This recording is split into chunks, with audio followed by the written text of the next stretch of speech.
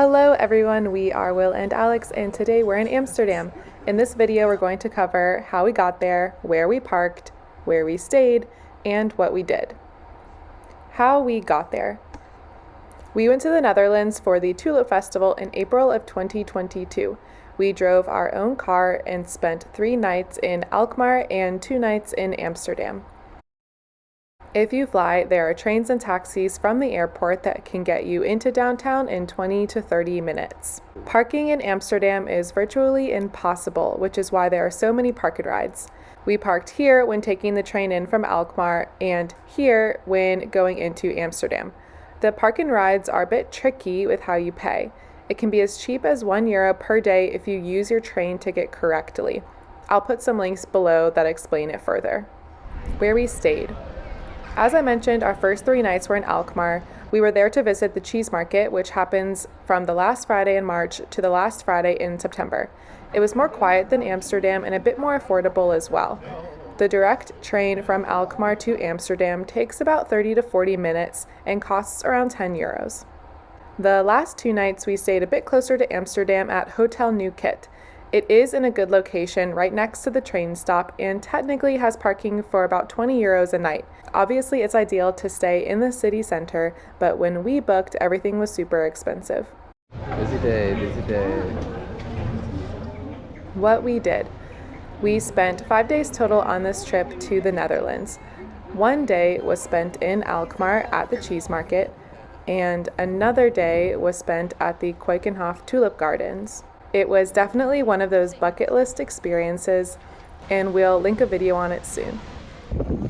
In Amsterdam proper, we have a couple of things we'd like to tell you about. The first thing is, take a canal cruise. And now we are walking down in front of our boat for our wine and cheese canal tour. It's going to be 90 minutes.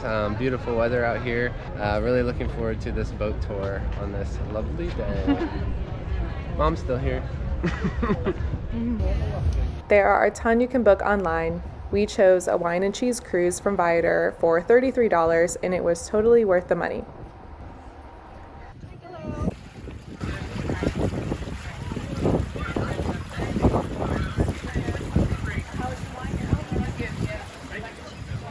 A good way to see the city for cheap is to download Rick Steves' app.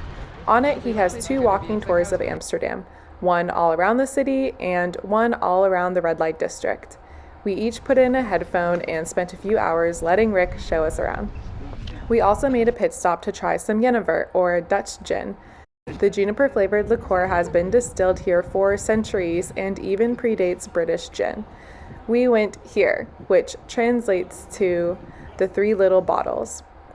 It is the oldest tasting room in the city, having opened its doors in 1650. I'll leave a link below with more places to try Jenever if you're interested. What's up? So we stopped at this restaurant called De Carousel. It has really nice outdoor space, a little snack menu, beers, a lot of like pancakes and crepe type things. It's really close to the Heineken brewery, so we're gonna see if we can get a ticket to go in there next. Yeah, it's called the Heineken Experience. Similar to like the Guinness experience, if you've ever done that in Ireland. It's like a brewery and they have different levels and different exhibits and stuff that teach you about the history and you get to sample some of the drinks. Yeah, it should be cool. My friend did it previously and he recommended it highly, so we're gonna check it out.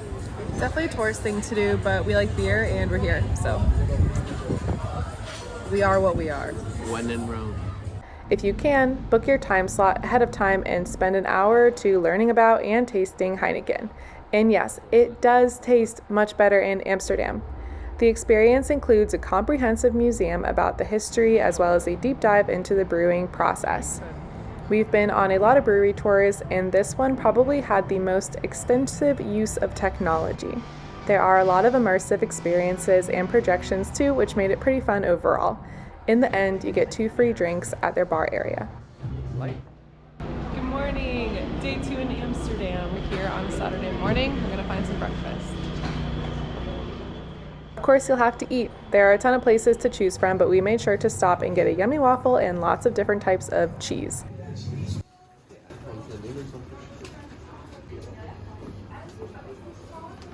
Again, third tries the charm.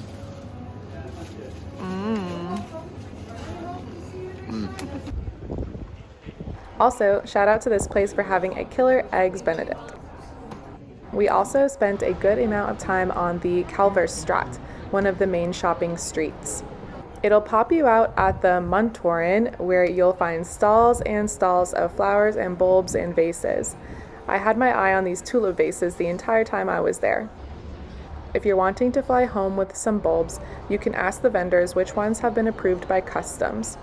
Sometimes it's easier to find a vendor who will ship them to you if you have your mind set on bringing home some Dutch tulip bulbs.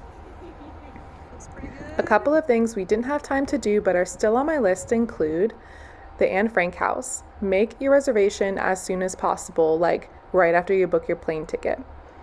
The House of Bowls cocktail experience is supposed to be really good. The Katten Cabinet, a museum with all cat-themed works of art. The Rijksmuseum, which houses Rembrandts and works of other Dutch masters. The Van Gogh Museum. The Diamond Museum. And if you're into vintage and thrift shopping, I had these saved on my maps. The Van Dyck & Co. for furniture and home goods. Time Machine for clothing. And Antique and Prints for prints and posters. I'm also linking a good blog post about souvenirs to buy in Amsterdam. We got our friends stroopwafels and little cheese wheels, and I got myself 2 little works of art from a street vendor. There's something in Amsterdam for everyone, and it's definitely somewhere we'll visit again. Thanks so much for watching. Please like this video and subscribe for more travel videos, and leave a comment with your favorite Amsterdam recommendations. Till next time, bye!